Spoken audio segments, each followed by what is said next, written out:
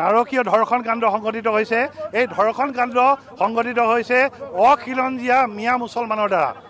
নামনি আৰু মধ্য অসমত বসবাস কৰা যিসকল সন্দেহযুক্ত বাংলাদেশী মুছলমান, যিসকল মিয়া মুছলমান বুলি কোৱা হয়, তেওঁলোকৰ অপৰাধ প্ৰৱণতা অতি বেছি। সেইকাৰণে এই উজনি অসমৰ ঐতিহাসিক শিৱসাগৰৰ খিলঞ্জীয়া যিসকল মুছলমান ৰাইজ মছজিদৰ পৰা নামাজ পঢ়ি আজি ৰাজপথলৈ ওলাই আহিছে, মিয়া মুছলমানৰ বিৰুদ্ধে প্ৰতিবাদ সাব্যস্ত কৰিছে।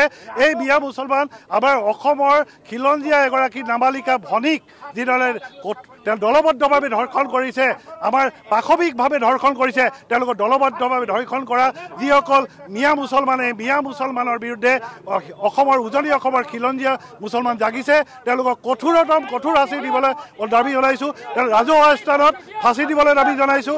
দৰকাৰ হ'লে অসম আৰক্ষীৰ সঞ্চালক প্ৰধান জি পি সিং ডাঙৰীয়াক অনুৰোধ জনাইছোঁ, তেওঁলোকক এনকাউণ্টাৰ কৰক। ৰাজহুৱা স্থানত এনকাউণ্টাৰ কৰি তেওঁলোক কঠোৰ শাস্তি প্ৰদান কৰিবলৈ, দৃষ্টান্তমূলক শাস্তি প্ৰদান কৰিবলৈ আমি উজনি অসম মুছলিম কল্যাণ পৰিষদৰ পৰা দাবী উত্থাপন কৰিছোঁ।